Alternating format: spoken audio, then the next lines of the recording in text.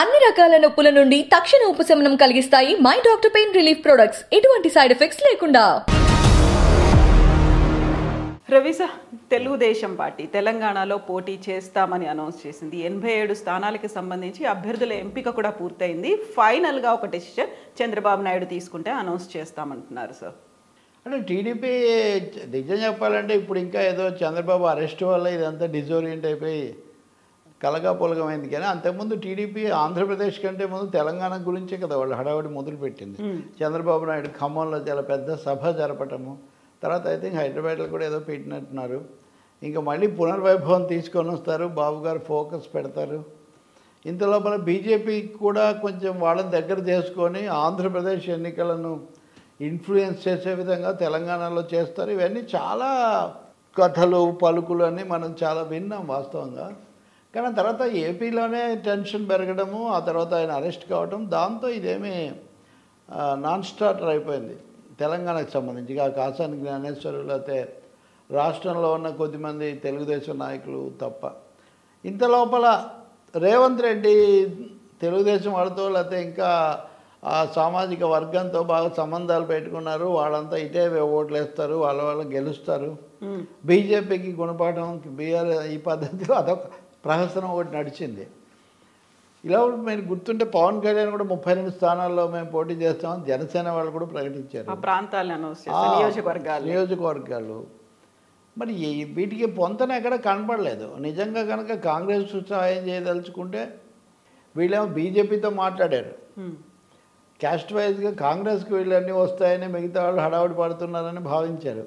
దాంతో బీఆర్ఎస్కు సంబంధించిన వాళ్ళు కూడా వాళ్ళ జేఏసీ అని ఒకటి ఏర్పాటు చేసి కాంగ్రెస్కి వెళ్ళారనేది నిజం కాదు, మాతోనే ఉంటారు అని కూడా చెప్పారు. ఆ పార్టీలో కూడా ఎమ్మెల్యేలు ఉన్నారు కొంతమంది.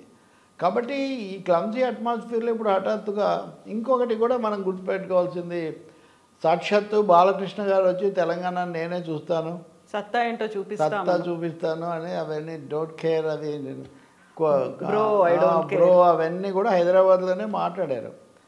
భువనేశ్వర్ కూడా ఈ విషయాలు చేస్తారని. అంటే ఇవన్నీ తెలుగుదేశం శిబిరంలో చాలా మాటలు మనం విన్న తర్వాత ఇప్పుడు జ్ఞానేశ్వర్ హఠాత్తుగా నిన్న మేము 80 సీట్లకు పైన పోటీ చేస్తామని చెప్తున్నారు.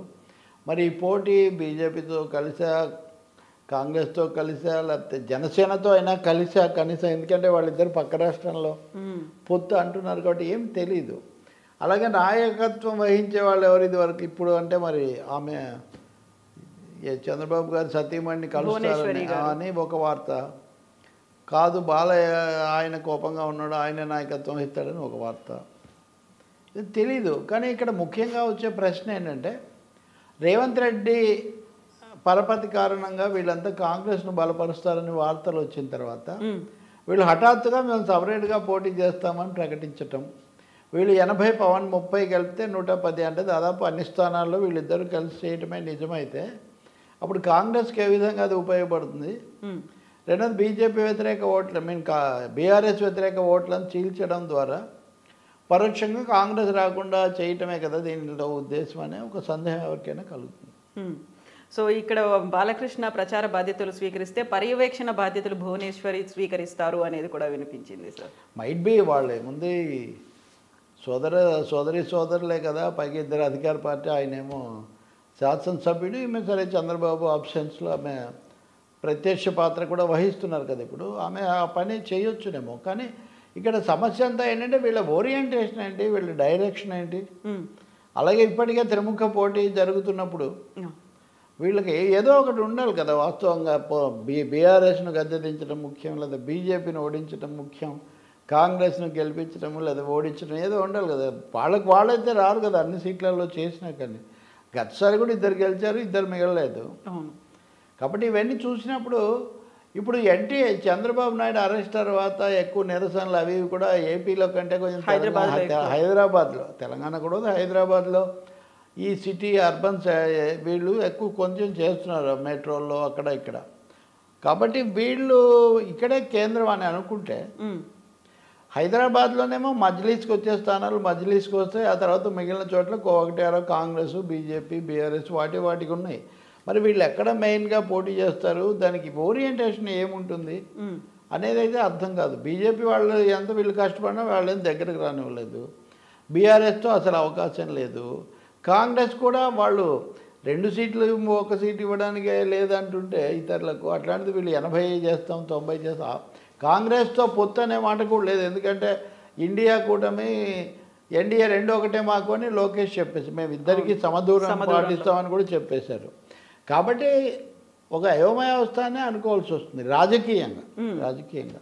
ఏమైనా మేలు చేస్తే దీని ప్రభావం ఏదైనా ఉంటే బీఆర్ఎస్ వ్యతిరేక ప్రతిపక్ష ఓట్లు చీలిపోవడానికి అది కారణమవుతుంది. ఒక సోషల్ సెక్షనో, ఒక చోట ఉన్న లోకల్ పాపులేషన్, కొన్ని నియోజకవర్గాల్లో ఆంధ్రప్రదేశ్ ఓటర్లు ఎక్కువగా ఉండొచ్చు, ఇంకో చోట ఒక క్యాస్ట్ కాంబినేషన్ ఎక్కువ ఉండొచ్చు. వాటిని ఇన్ఫ్లుయెన్స్ చేయడానికి ఇది పనికి వస్తుంది అంతవరకు. సో ఇందులో ప్రధానంగా లోకేష్ని తీసుకెళ్లి అమిత్ షాతో కూర్చోబెట్టడం, అక్కడ వాళ్ళిద్దరి మధ్య భేటీకి ప్రధానంగా మధ్యవర్తిత్వం వహించింది కిషన్ రెడ్డి అనేదే వినిపించింది. ఆ దిశగా చూస్తే ఇటువైపే ఉంటారు, బీజేపీ వైపే టీడీపీ ఉంటుంది తెలంగాణలో అనేది కూడా వినిపించింది. కిషన్ రెడ్డి ఫోన్ చేసి పిలిచాడని లోకేష్ చెప్తున్నారు కదా. మరి పురంధేశ్వరికి ఫోన్ లేదా ప్రశ్న మనకు తెలీదు. జరిగింది ఆంధ్రాలో, అంత ఆంధ్రప్రదేశ్, అక్కడ విషయాలు ఇక్కడ ఎందుకని ఒక అభిప్రాయం కూడా ఉంది. నిరసన తెలుపొచ్చు, అది వేరే విషయం. కానీ బీజేపీ కిషన్ రెడ్డి అటువంటి ఏదైనా ఒక వ్యూహం వేశారేమో, కానీ అదేమీ ఫలించినట్టు కనపడదు. లేదా విడిగా చేస్తేనే మంచిదని కూడా బీజేపీ భావించుండొచ్చు. వాళ్ళు ఎలాగో సామూహికంగా అన్ని స్థానాల్లో ఇక్కడ వచ్చే అవకాశం లేదు కాబట్టి, నేను ఇదివరకు కూడా మీకు చెప్పాను, ఇప్పుడు వాళ్ళ మెయిన్ ఇంటెన్షన్ కాంగ్రెస్కి ఏదో అవకాశాలు ఉన్నాయి, కొంచెం పాజిటివ్ టాక్ బూస్ట్ వినిపిస్తుంది, దీన్ని ముందు లేకుండా చేయాలన్నది వాళ్ళ ఇంటెన్షన్ ఉంటుంది. ఆ విధంగా చూసినప్పుడు ఏ ఓట్లు కేసీఆర్కి వ్యతిరేకంగా పడతాయో బీఆర్ఎస్కి, వాటిని కొంత చీలిస్తే కాంగ్రెస్ వైపు పోకుండా ఉంటాయనేది వాళ్ళ ఆలోచన కావచ్చు. 80 సీట్లు పోటీ చేయడం ఆ దిశలో పనికొచ్చేదే కదా.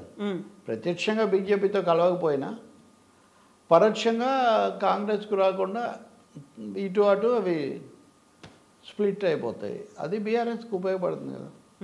సో ప్రభుత్వ వ్యతిరేక ఓటుని ఎవరు ఎన్ని చోట్ల చీలుస్తారు అనేది ఇంకా భారీగానే కదా. వీళ్ళు దాదాపు అన్ని సీట్లలో వీళ్ళు చేస్తామంటున్నారు. ఇంకేదో పార్టీ వాళ్ళు, ఆమె షర్మిల కూడా మేము అన్ని సీట్లలో చేస్తామంటున్నారు. బీఎస్పీ ఎక్కడెక్కడైతే సామాజికంగా వాళ్ళకి ఓట్లు వస్తాయో, అలాగే రాజశేఖర రెడ్డికి అభిమానులు ఎవరైతే ఉన్నారో వాళ్ళ ఓట్లు వాళ్ళు తీసుకుంటారు. చంద్రబాబు కాస్త అభిమానులు 2018 ఎన్నికల్లో వీళ్ళు మహాకూటమిని చంద్రబాబు వచ్చి కాంగ్రెస్తో కలిసే పోటీ చేశారు కదా. ఏం గెలవలేదు, ఫలితం లేదు. కానీ చంద్రబాబు లేకపోతే వాళ్ళ సోషల్ ఓటింగ్ అది వాళ్ళు తెచ్చుకుంటారు. సో ఇట్లా కాంగ్రెస్కు లేదా ప్రతిపక్ష కూటమికి అవి ఎక్కువగా రాకుండా ఉంటాయి కదా. బీజేపీకి ఎలాగో అంత సీన్ లేదు కదా. వాళ్ళు పరిమితంగా ఒక 5-10 సీట్లలో వాళ్ళు కొంత చేస్తారు, మిగిలిన చోట్లంతా వాళ్ళు చీలుస్తారు. సో అట్లా ఓట్ల చీలికకు దోహదపడ్డం అది కూడా వాళ్ళ అవగాహనలో భాగం కావచ్చు. అమిత్ షా ఇచ్చిన ఇన్స్ట్రక్షన్స్లోనూ ఇంకో దాంట్లోనే. ఎందుకంటే ఆ చర్చ ఇప్పుడు లోకేష్ ఢిల్లీ వెళ్ళిన మరుసటి రోజే ఈయన ప్రకటన చేస్తున్నాడు కదా.